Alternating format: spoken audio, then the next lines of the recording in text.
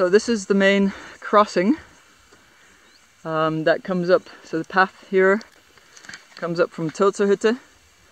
Could also have come over this ridge, which is where those people are going now, and which I will also go next. Down here is the way to Tiltserhütte, which goes underneath the steep area. So you see here, sorry, to Titzingerhütte, you see here, Titzingerhütte unter Achselköpfe. So 1.5 hours, this is the one that you go underneath the rocks. And then here you have Titzingerhütte over the steep area there. You can see that this has a black dot. That means that it's extremely dangerous. This is, and only for really for mountaineers, it's like skiing pistes, red and blue. So if he was feeling a bit nervous, he'd have gone this blue way. Maybe he'd have gone this black way if he didn't know the difference. So this is a key point here of the detective work. So we're now going to search up here, back towards the Lachenkopf, because we had this indication that there was a fresh stone slip there. And then what we saw yesterday, what we were looking at with the helicopter, is all these sort of steep area over here, but the path does go all the way along there. And then you have here, down here, the white path that you see that goes below. That's this blue easy path. And then the black path goes along this ridge here. So just to orient a little bit as to the terrain here. All this stuff again. Okay, so we're going to continue up here and investigate this. So right now I'm on the path from the main signs down there up towards the Lachenkopf, and here you see a typical example of the terrain. So here somebody stopped to have a pee. You can see the toilet paper goes all the way down there, and then it just basically goes vertical. So this is a typical example of what happens. Someone will go down here, they're like, oh, I'm a bit too close to the path here. They go down here, they go down there, they try to get a little bit away from the vis, or from the visibility. Let me just see if I can zoom in on that for you. You can see it. It's that one. Let me see. Yeah, and there is the toilet paper, and you can also see the drop. Okay, so that's the kind of terrain sample of where we are. So, and here's the kinds of drops. There's all these little drops everywhere in the area. Oh, you're so kind. Yes, perfect. Thank you. Because he also had sticks and yeah.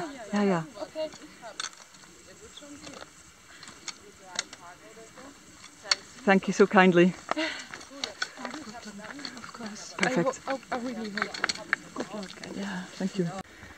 So here I'm, you can see the sign down there and the path leading over the ridges. Here are the typical terrain. And then we have the path up to Lachenkopf along here, which we're going to be looking at. So right now we're getting too close to the top of Lachenkopf. Here's the path, and here's the drop.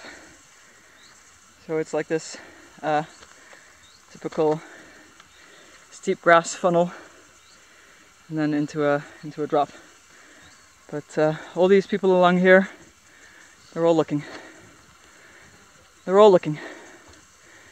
Over there now you can see the mountain above Titzinger, where we were the other day. So that's Titzinger is right in there. This is an interesting spot. Here we have a very steep drop and some what looks like a path down here. So this is a typical place where someone might go down for a pee because it's so visible up here. So we'll definitely investigate this area here. You also see these are actually game trails, but it's hard to tell how it all works here. You even have some ropes. See ropes even on a red, which is supposed to be easy, or blue, they have ropes because it's steep. So we'll just have a look in here. So here's that rocky split, and we see he's not at the bottom. So I'm now actually, there's the path, and here are some of the areas that we're searching below the path. So there's the path we just came up, there's the mountains, and here's the nice view and the drop.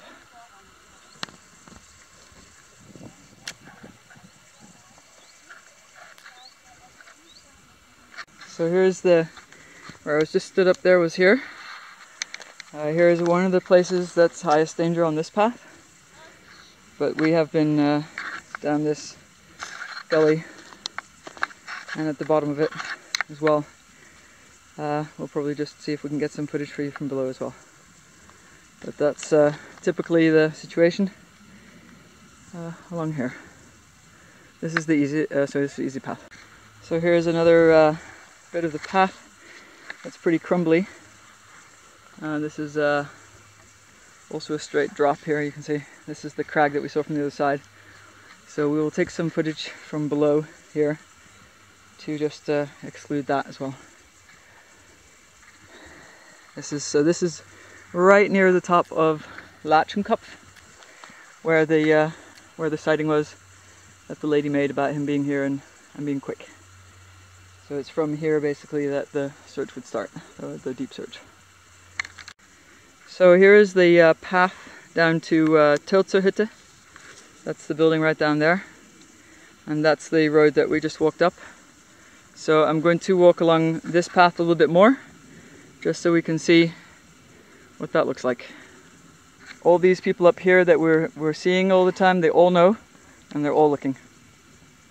They're all awesome. Very keen to help. And they know to stay safe, and they know they should be doing passive observation. But everybody's doing it. It's amazing. Quite heartbreaking actually. Lots of help. So of course key areas to search is here, which is why the mountain rescue was so keen to look in here with the dogs. That's can be another passive search area. Extremely unlikely, but there are full lines that go down there, and it's theoretically possible. So that would be an area for us to look underneath.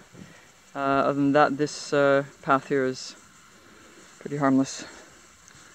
So I'm going to go back up to Lachenkup now and follow the way down and see what the possibilities are. And Brauneck is just over there.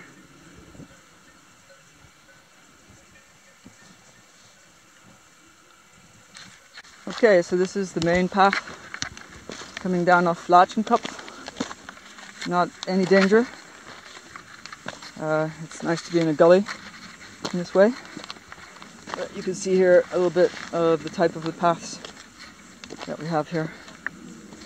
A little bit steep here now.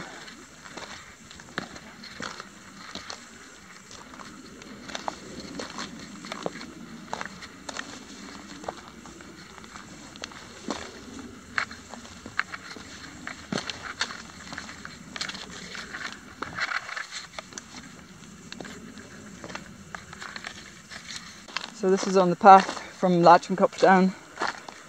I think that here it's pretty safe. You could step off here to go for a pee, but that's not going to be the big scary one here. So I've come down the path here. We have very good scent conditions today. We're getting a good updraft. You can see it here on the grass, and we have a strong scent of the wild garlic over there and strong scent of these brush cedars, so we have good scent. What we're also doing today is looking for very localized hot spots like this one back here, where there's evidence of people having gone off the path to have a pee right over a main drop. So what we're doing is we're looking for real hotspots, probability hotspots for tracking dogs. So we can use that t-shirt very well. Those guys need a small area to work in, and we want to find the best probability areas for them to be checking out. Here's Robbie. Robbie and Martina have been working the bottom part of the hill here. We're letting all the people that we know, that we see across here, also come and help look. Very important is that everybody's clear that we're working within the framework of the mountain rescue team. We agreed the search map with the mountain rescue team. We agreed the no-go areas with the mountain rescue team.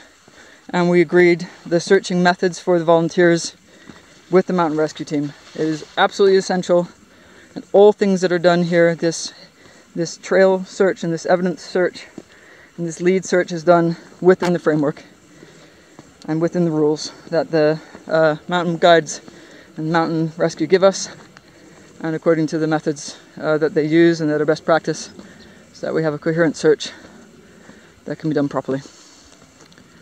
So the next idea that we have also is to get the flyer, the new flyer, and the map, and make about 1,000 laminated cards with the flyer on one side and the search map on the other, so that we can hand those out, little A5 cards that people can carry around in their backpacks, and we want to print off about 1,000 of those and just hand them out so that people have a good way, and they especially know where the no-go areas are so we don't get anybody in danger.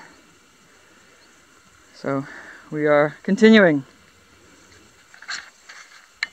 Okay, so I went back now to this crossing point with the easy way down to Tüstingerhütte being this way, and the black route, the difficult route, being this way towards the Achselköpfe. And I'm going to walk along here so that we can see what he saw, and if we can be any the wiser. Okay, ground is getting a little bit steeper here. You see the path coming along there, and Tützinger is just over the ridge on the other side there. And the far crag that you can see is the top of the crag that's above Tützingerhütte. So this is typically the kind of paths that we're on here.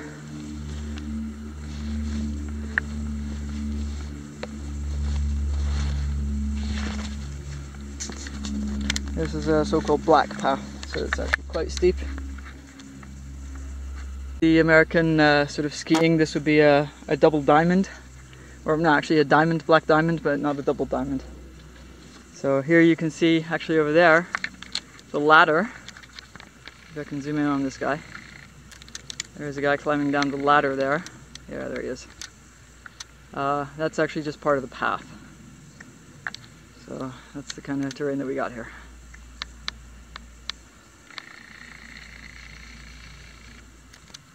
So here's a kind of a steep spot where it could be possible to take a drop, but the landing is very easy, so we don't see any danger there. But these are the kind of spots that we consider to be higher probability or high probability, and we'd like to check those in great depth. So probability for us is close to the main path, because we know that he was wanting to get there. We know that he was pretty stoked, and we know that it was he got the book. So the likelihood is that it was main path and a little bit. So our probabilities are, the way we calculate probabilities are close to the main path with a possible mechanism of falling and with bad consequences of falling and with difficult to see. So those are the ways that we evaluate what's likely and what's not so likely in terms of where we're searching.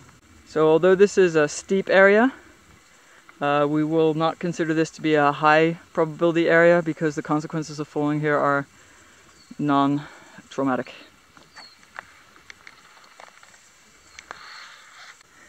So here we are at the ladder that we saw before.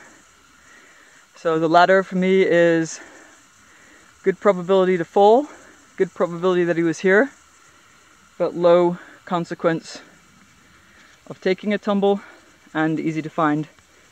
So for me, this is not a hot spot. So this is the area immediately after the ladder. Up there is the latching cup. Down there is the easy path. And here we have some places like this where you could slip, but the consequences of the slip are not high. So here we are before the next big climb up to the first peak. And here we have what for me is a moderate probability, high consequence area. So I'm going to go and have a look in here. So it's a probability, it's a possibility or a moderate probability that he could have come down here to get the view. It's not far from the road. It is steep. Or not far from the main path, it is steep. So I'm going to come down here and see, and people do stop here to have a pee, of course. So this becomes pretty moderate to high probability. Very significant consequence. However, you can see here, and we'll also do this on the way back, I'll just check, but you can see here that if he had slipped down here that he would be bare and lying on the talus underneath there, and would have been easy to find. But because we have moderate probability he came here and high consequence, we will check the bottom of this drop. And so I made a GPS point of view, or not a GPS point of view, a GPS point of interest here on my my map. Let me just show it you. Here's the, I don't know if you can see it on the map, but here's my point of interest, so that when we go down here I can look straight up from at the cliff and the fall line from here, so we can determine if there's any probability. So here you have the path. Over there you can see the easy path down to Tutzinger. Latching cup of this thing over here with its path down.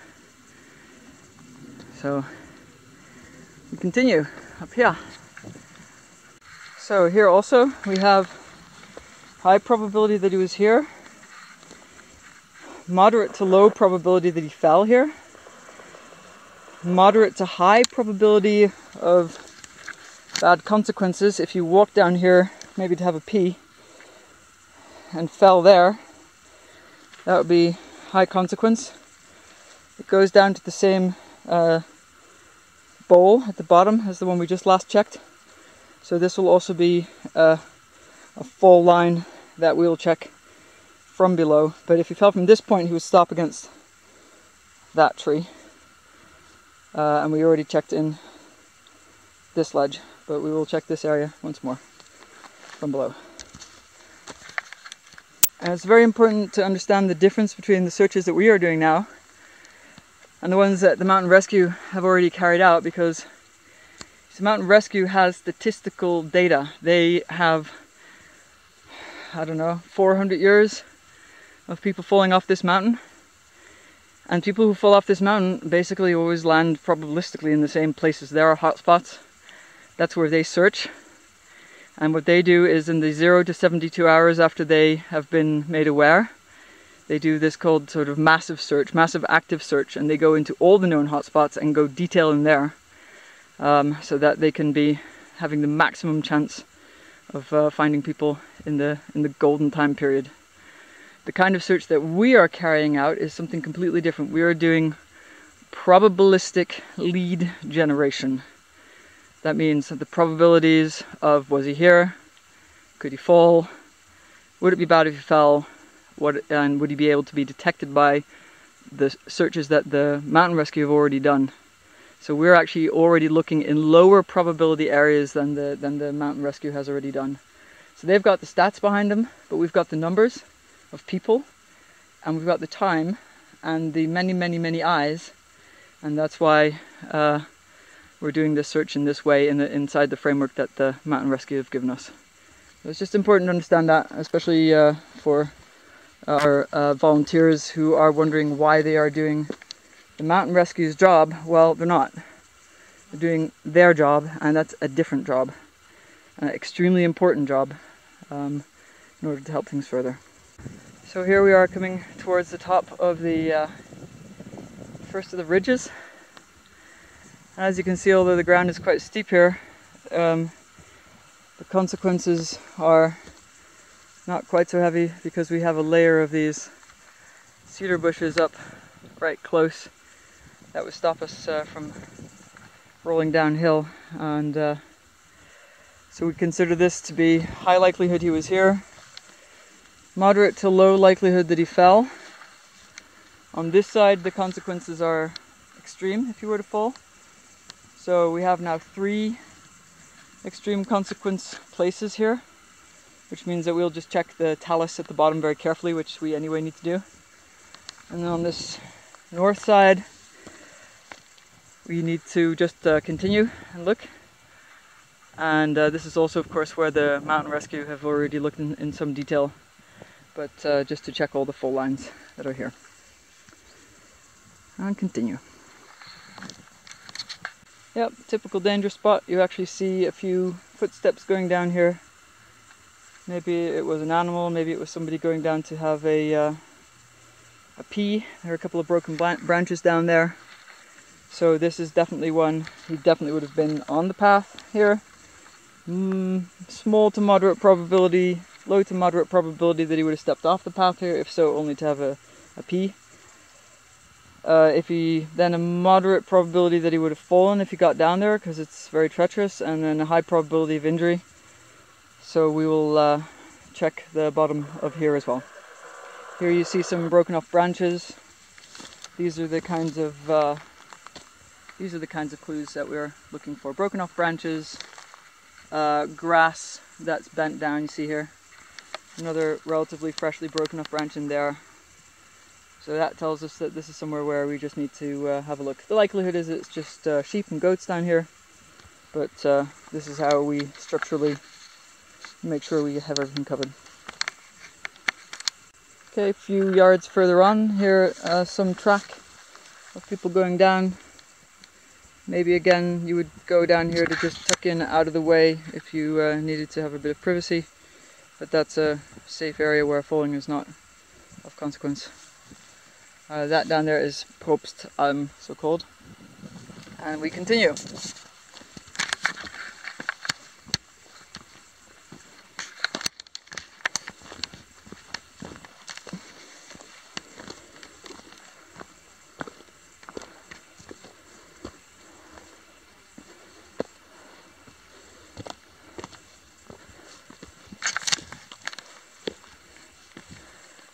Okay, here, a known hotspot.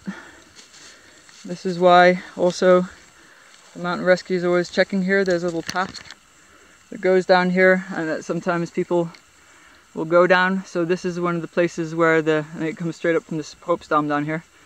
So this is quite often frequented, and it's also sort of a known hotspot for the mountain rescue because there's here and there steep, but as you can see the path here goes through actually relatively open terrain where it's easy to see someone.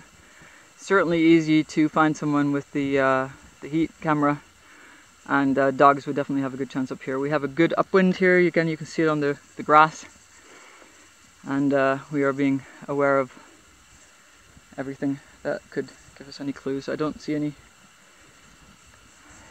Yeah, the fall line here is, if you were to take a tumble down here, you'd land on one of these open ledges here and be very readily visible.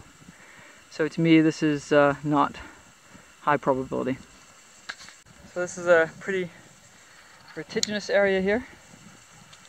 But again, we see all of the fall line down here is very visible. And that is the same stuff we just talked about. This is about 10 meters further along. So this is high probability that he was here. Moderate to high probability of falling, but low probability of consequence, and definitely be able to find him if you were to fall here. So that's a low probability for me, although we're going to check it. And then let's into a bit gentler ground again on the north side here. This is basically the peak, the north side of the rocky peak that we were just looking at. Over there is the pass to Titzinger, and the path up towards the Beinevant area. So we're going to continue along here a little ways and have a look around. So this is a pretty nice area just in here. Can move pretty quick. Looks pretty nice. Kind of dry and thirsty though. I had my last drink at the yellow sign over there.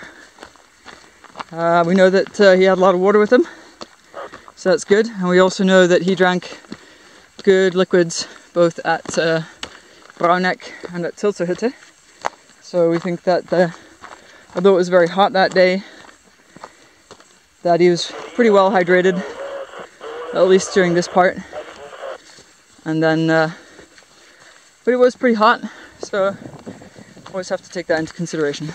So, and over here you see someone coming down the path. Again, there's a big fall line there, but that's that whole area where the talus, so where there's not a lot of shrubs, down on the south side, and we investigate all of the full area in there. So that's an area of high consequence, but also an area of high focus for the mountain guides, and they rappelled, where are we here? They rappelled down all these cliffs already as well, to make sure that he didn't stay on any ledges.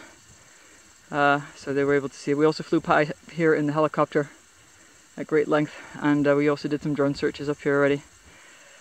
But it remains a probability, and we therefore also have in our high priority search area here on the north all of the places where things would fall that were to fall from anywhere on this ridge, in the same way on the south side.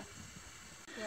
So let me just say an intro. So these two guys I met along the road were asking everybody to do this, help us with a passive search, and these guys are so typical of everybody we meet here in Germany. It's so different here because people actually care. So here they are.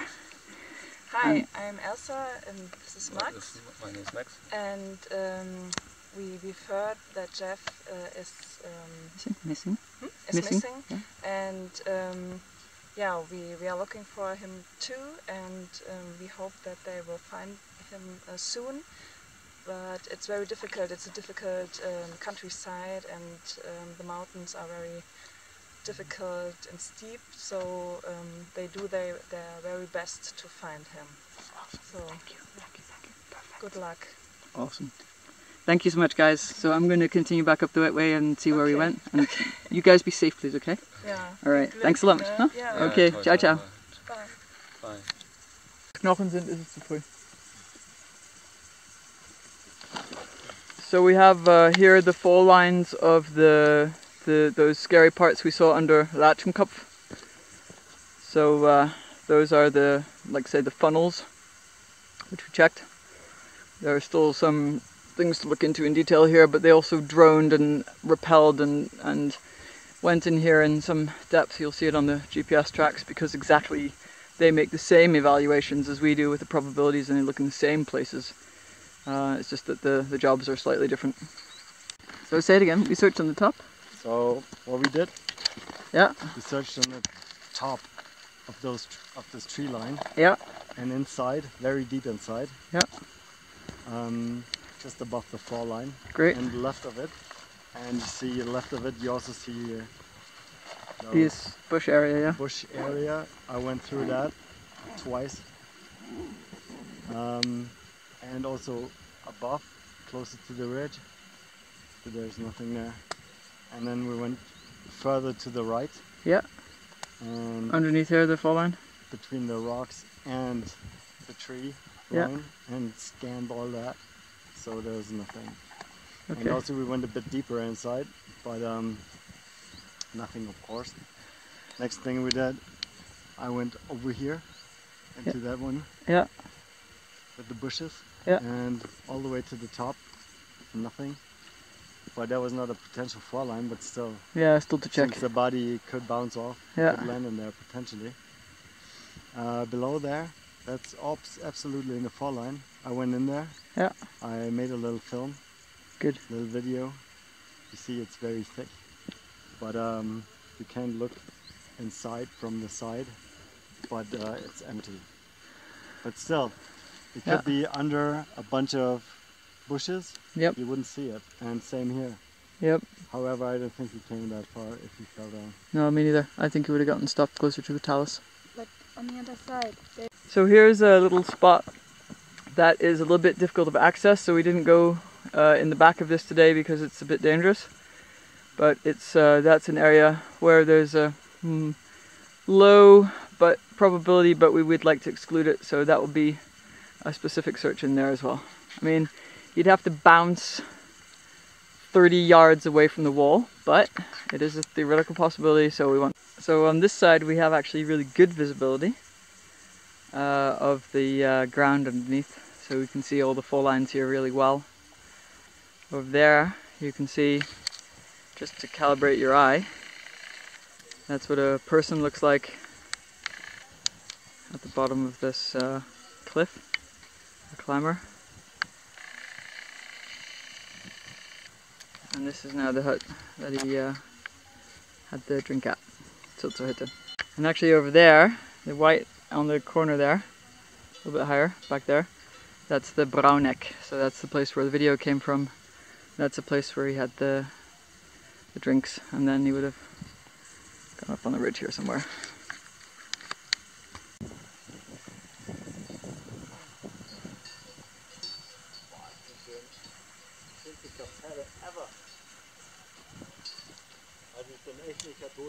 Ja, die ist schön.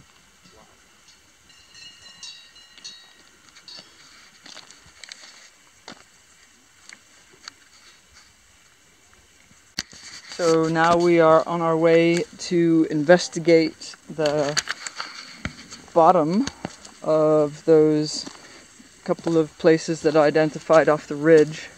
So we're taking a traverse here underneath the cliffs in the forest. Still pretty steep ground, but very different, of course. So that we can get into this area that I was looking into from above and that we filmed before. I kept saying it was no, sorry. So we're going to just go and do that. So above here is Martina, and we have very grateful to Martina because she got it all going, organized the people. Yeah, she's blushing now, but she shouldn't, because she was the one that got it all happening. And she's awesome. Yeah, exactly. And she's with us and leading the way to where we need to look, because she rocks. That's all. And here we have Robbie, my buddy. And he's a strong man. He knows how to do things in the mountains. Okay. And so super grateful to him as well. Awesomeness. And the fall lines that we saw are on the hill up there, on the mountain up there. So I put my point of interest markers on my GPS for that. So we're going to walk up the saddle here so that we can get a proper look into the bowl there. In German it's called a Kar, K-A-R.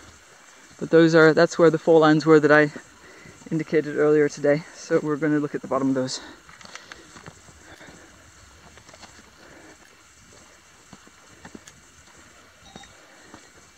I think this is called Hinterschanitz-an. Yes, it is. Okay, so we are now up on the saddle. So Latschenkop is up there, and the fall lines that we want to investigate are over there. So we're just going to see about getting through this little tree line here, and then this car should open up for us on the right. Robbie's just scanning with binoculars all these places.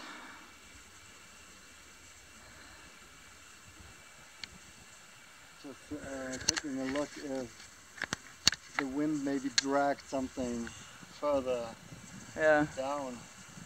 It's always Something possible. out of the rucksack or so. Yeah. You can see though here on the talus, like where the rock hits the grass, it's very open. It's pretty easy to find things there. There, for instance, a person falling down there would hit the grass there. They might roll down about halfway down that, but they wouldn't roll all the way down that. the limbs and everybody, you know, if you fall down here, it just doesn't, you just don't tumble that far once you hit some steep ground. So now we're walking into the area underneath these places that I saw earlier today, and we're going to check out what's underneath the fall line here. So all those places, I think I pointed out maybe 3 or 4 of them, they all are along this part of the ridge. So we're going to go and have a look underneath here. Although we've had people here looking already, we're going to go under and have a look and see what can be done, what can be learned. So when you look in the film later on, you'll see my GPS marker. We're sitting directly under the fall line of the main risk drop that I saw. This is the drop that I saw with the where the little broken twigs and stuff were. So this is the main one that we want to investigate. Secondarily, that one and that one. And then here is going to be a good place to maybe do a drone search on these ledges, but I know that they've already done a drone search here because of course it's a high risk area, high probability of falling. But looking at the terrain here, on the talus we wouldn't see him, but maybe in here it's a possibility that you wouldn't see him, so that might be worth another drone investigation up here. I think so. I think it's worth a drone investigation of the ledges. Yeah, I think so. I think that would be a good investment. We can drive up to Bichla, which is just on the way back here, which we can get up definitely in the truck. That's what I thought in the first place, that Marinus. Nah, Marinus, he can't get up there with his bully. I can get up there with the Jeep, so we have to take the small drone. Yeah. So basically now I'll make a binocular study. I use a brimmed hat to keep the sun off so that I can study without eye strain. It's a very specific method. And going to do a binocular study of this area. So the main fall line, this danger spot that I saw where the broken branches were, was immediately there. You can see on the GPS we're now directly below it. So I'm looking for signs of disturbed rock and scree that would indicate somebody tumbling down here. But I also will do a complete binocular study of this whole area, and especially then underneath here. And then Martina, as you can see down there, she's going to have a look into the top range of these bushy areas here to see what we can see there as well and what can be learned from that terrain. So a binocular study for recent rock scars, extra scree that's down there.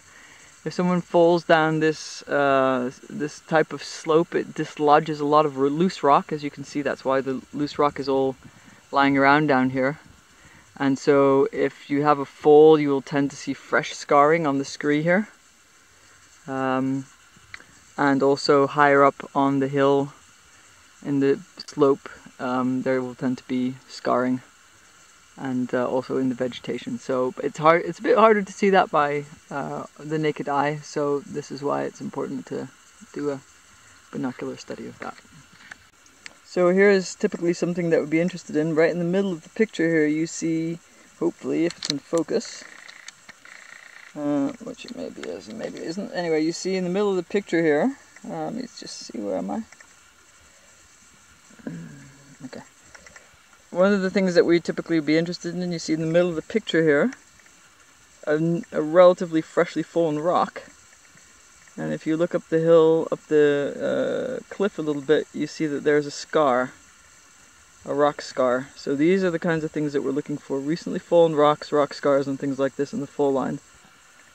So we'll have a little look about that and investigate that. Not so sure about this. So one of the things that we would look for here is freshly fallen rock. So there's a freshly fallen rock just there, and there's a scar up the hill a little bit from there where it's hit. So these are the kinds of things that we're interested in looking at, is fresh rock scars, things that have recently fallen down.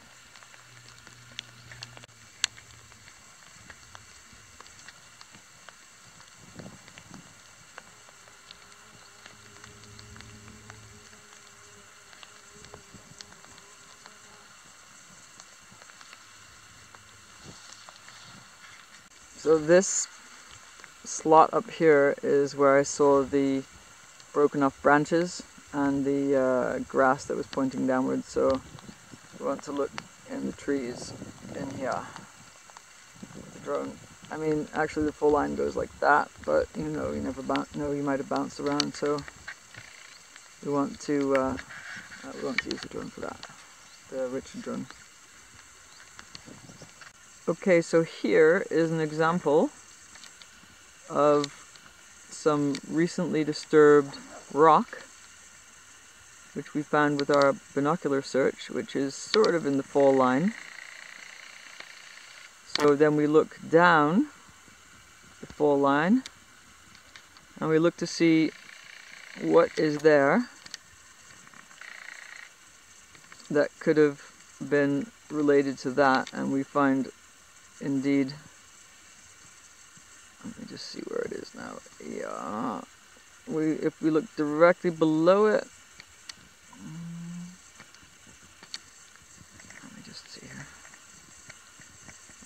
Jetzt muss ich neu anfangen.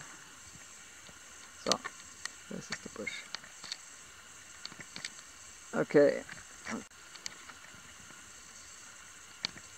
So here's an example of the kind of thing that we're looking for. So this is in the face, underneath the fall line, a rock scar, fresh, you know, different color than the rest. So we go directly down the fall line from there,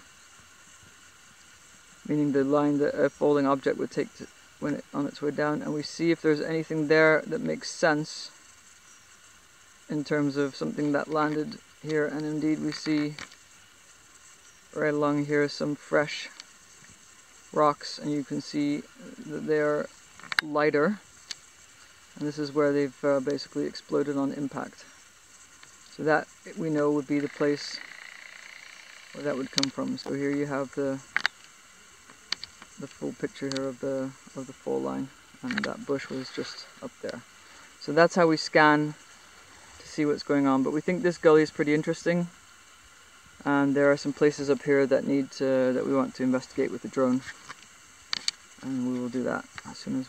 So Robbie's gone up to this left saddle here to have another view, and we are basically have completed our binocular search and have done a foot search a little bit along here also. But this is an area that we would like to come back to, especially in here with the drone. So we'll be making way back down pretty soon, because the weather is a little bit dicey, and it's about 5 p.m. now, 5:30 even, so it's about time for us to start heading down, so we don't have enough, so we have enough, you know, energy in our legs to get safely back to the car. Okay, so we're gonna pack up and head back down now. Yeah. And we have a few places to up there to investigate. Other than that, we can consider it clear here. Look at you, little salamander. Hello. Aren't you cute? Alpine salamander. Oh, so beautiful. Yeah. Hello. Beautiful. Wow.